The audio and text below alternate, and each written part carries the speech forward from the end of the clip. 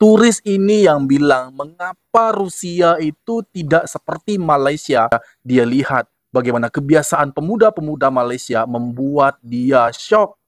Inilah yang dia bahas, guys. Malaysia itu punya ini.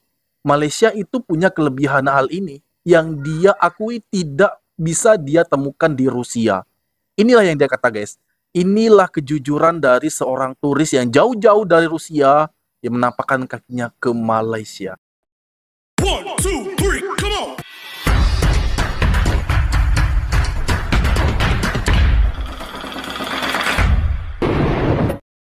Assalamualaikum warahmatullahi wabarakatuh. Halo guys, berjumpa lagi bersama saya di sini. Apa kabar Anda semua di sana? Tentunya doa yang baik-baik akan tetap saya panjatkan kepada Tuhan Yang Maha Kuasa untuk kita semua, semoga dalam keadaan baik-baik saja, sehat senantiasa, dan segala bentuk aktivitas kegiatan juga diberikan kemudahan dan juga kelancaran oleh Tuhan Yang Maha Kuasa. Amin amin ya robbal alamin.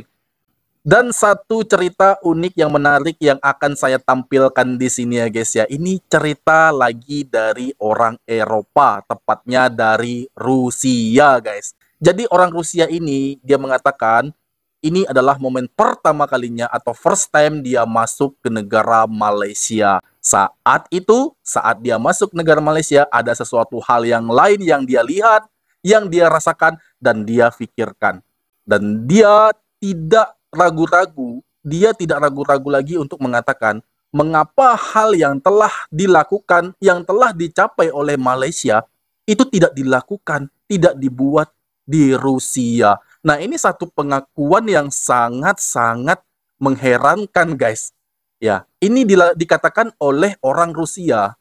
Mengapa hal yang dilakukan oleh Malaysia itu tidak dibuat di Rusia? Nah, apa maksudnya ya guys ya? Apa yang dia katakan ini? Apa yang telah terjadi saat dia masuk ke Malaysia. Nah, ini pantas untuk dipertanyakan nih guys ya. Sebenarnya apa yang terjadi di Malaysia kepada turis Rusia ini? Oke, tanpa berlama-lama kita akan saksikan video itu. Ini dia. This is such a tiny plane. I literally can touch the ceiling, and I'm afraid that my cabin luggage will not fit the luggage space. My luggage didn't fit into that compartment, so I had to put it over here, and I even had to put my book outside so I could squeeze it in between the chair and me. 2 months ago, I had to leave Dalat for a trip to Georgia, a journey that could be a tedious 32-hour non-stop trip through 2 Indian airports, but that's not how we do things here, even for a sweet price of $364. When I see roads like that, I think, why don't we slow down a bit and spend more time somewhere in between? And just like that, I found another road, one that cost me just $3 more. That is $1 more for each additional country I will experience along the way, aside from India. I'll spend a few days in each country, which will be enough to experience what regular everyday life looks like and feels like in the places on my way. So this video is gonna be just me exploring Malaysia, trying to find out if it is a destination.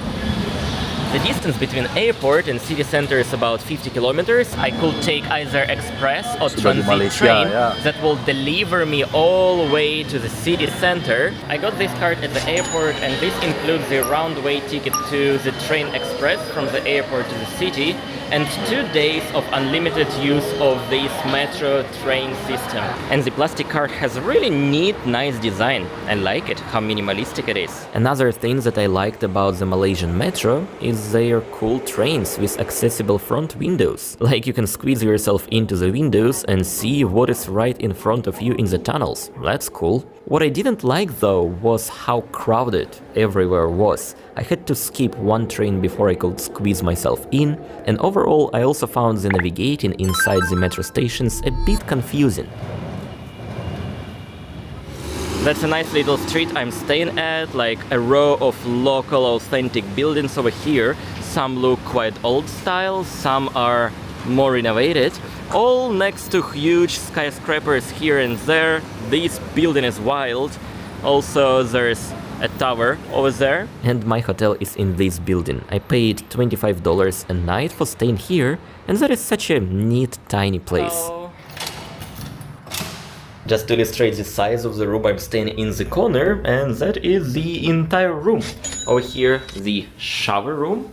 Quite nice shower, to be honest. Hey guys, here is the place to hang my clothes, the table, the TV, one chair, nice area over here, and here is the bed, and that's basically it. The view was really nice too. I love seeing old buildings and modern construction side by side, and the funniest part of this hotel is this guy. He works on the reception, he's super friendly, and for some reason he knows a bit of Russian language. And his name is Mr. Sherbakov. He talked about this place. Nice. You never see ya? Sure. Aneh.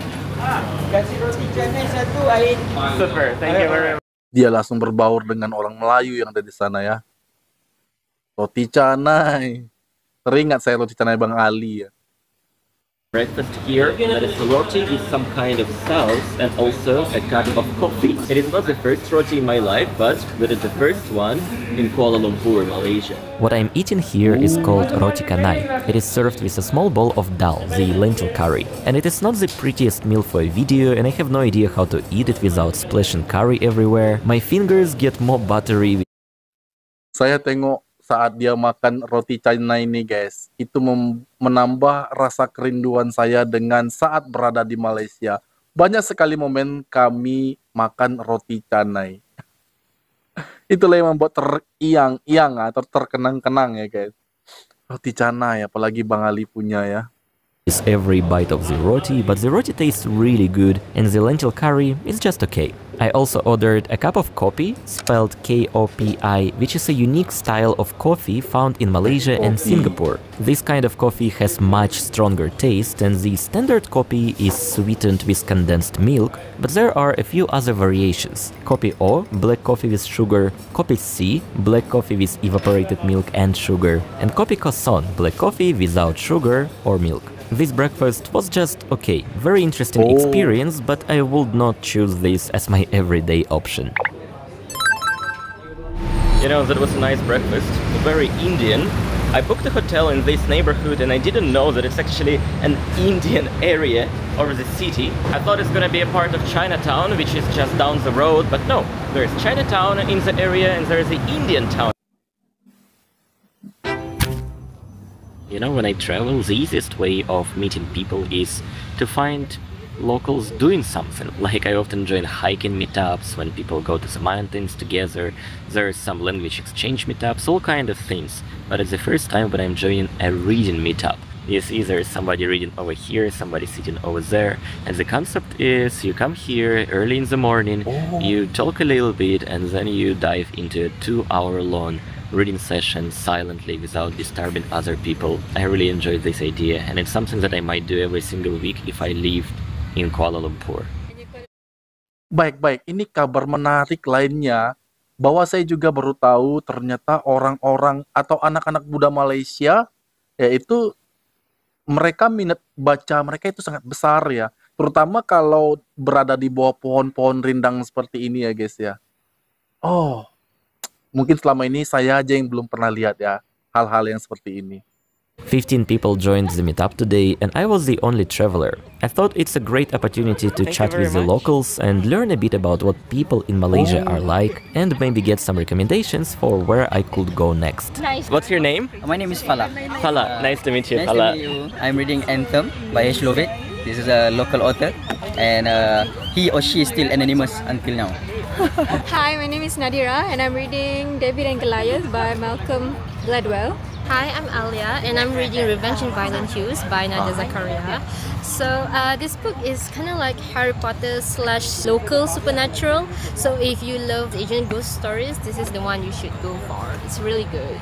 You guys are very good in front of camera, every single one of you. I come in here specifically for postcards. Yeah, I love sending postcards, and every season of the year I just pick quite a few postcards and send them to people around the world, mostly to my Patreon supporters. I really like this one with a random Chinese uncle pouring a cup of coffee, very local looking restaurant, no AC, just fans over here. Oh, look at these postcards, that's literal treasure. I really appreciate this kind of attention to details, and this kind of postcard not only looks interesting, it also teaches you something. I actually didn't know there's so different kinds of durian.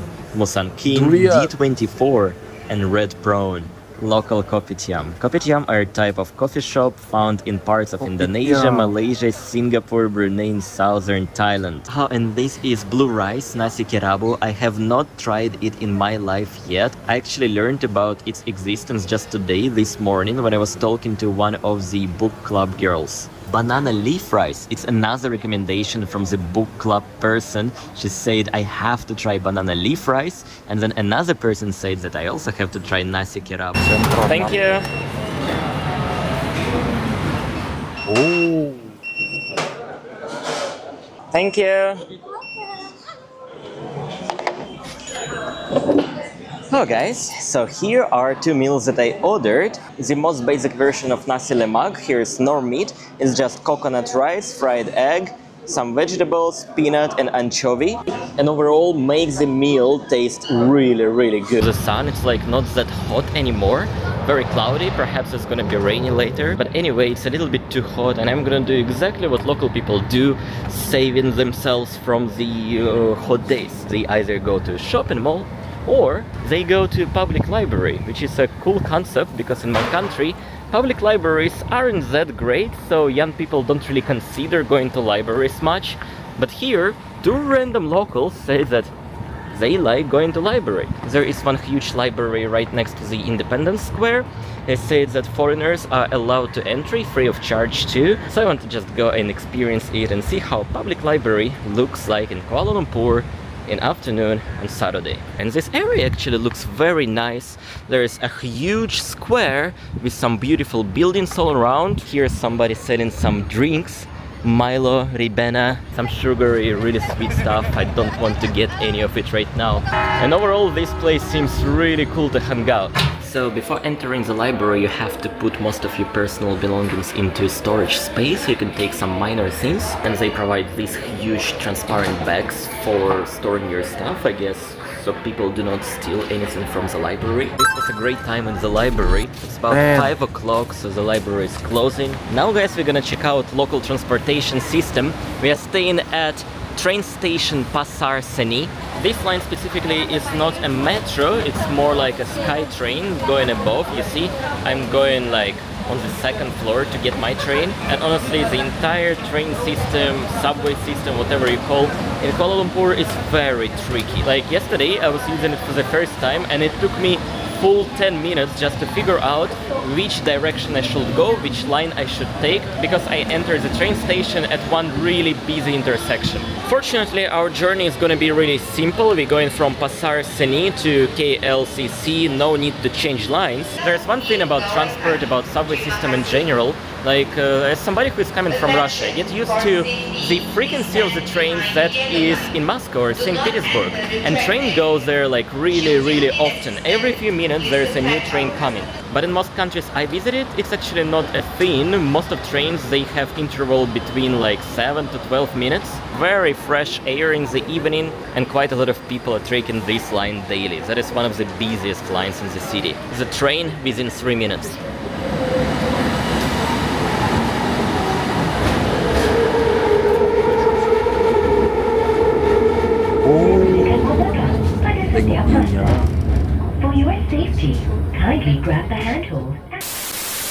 Dan tadi guys, sudah kita saksikan bersama bagaimana pengakuan turis ini. Turis ini yang bilang mengapa Rusia itu tidak seperti Malaysia, dan mengapa Malaysia ini sudah melakukan hal yang belum dilakukan oleh Rusia. Itu yang dia katakan. Ternyata memang dia adalah orang yang rajin membaca. Pemuda yang rajin membaca adalah penerus bangsa, untuk mencerdaskan bangsa, untuk SDM yang lebih baik. Jadi teruslah menjadi anak-anak muda yang rajin membaca. Karena semakin banyak kita membaca, semakin tinggi pula ilmu pengetahuan kita. Dan bukan hanya lewat buku, namun lewat media sosial, dan juga lewat gadget kita juga bisa menambah hal-hal tersebut ya guys ya. Dan inilah yang membuat pria asal Rusia ini benar-benar takjub sewaktu dia melihat bagaimana kebiasaan pemuda-pemuda Malaysia selama ini. Hal ini belum dia ketahui guys, belum dia lihat. Ternyata saat first time masuk pertama kali ke Malaysia, dia lihat bagaimana kebiasaan pemuda-pemuda Malaysia membuat dia shock. Ya, ternyata ada banyak orang yang memang satu circle dengan dia, guys. Satu frekuensi, yaitu suka membaca, gemar membaca, terutama di bawah pohon-pohon yang rindang. Tidak seperti itu, ada hal yang lebih dari hal tersebut, yaitu adalah perpustakaan yang sangat nyaman, yang sangat indah. Inilah yang dia bahas, guys. Malaysia itu punya ini. Malaysia itu punya kelebihan hal ini yang dia akui tidak bisa dia temukan di Rusia. Inilah yang dia kata, guys. Inilah kejujuran dari seorang turis yang jauh-jauh dari Rusia yang menampakkan kakinya ke Malaysia. Ternyata ada banyak hal-hal positif yang dapat kita petik dari sesuatu hal yang telah terjadi. Terutama dari video Mat Saleh ini. Bagaimana pengalaman dia, hal positif yang dia dapatkan, bukan hanya dari kuliner dan juga dari tempat. Namun dari kebiasaan pemuda-pemuda Malaysia, ini membuat dampak hal yang akan menjamin kelangsungan negara Malaysia lebih baik di bawah kepemimpinan orang-orang yang suka membaca. Itulah yang akan terjadi. Baik, demikian tadi video aku. Semoga video ini bermanfaat bagi kita semua dan aku mohon diri. Mohon maaf jika ada kesalahan kata, kesalahan sikap pada dan semua mohon dimaafkan. Dan aku akhiri. Wassalamualaikum warahmatullahi wabarakatuh.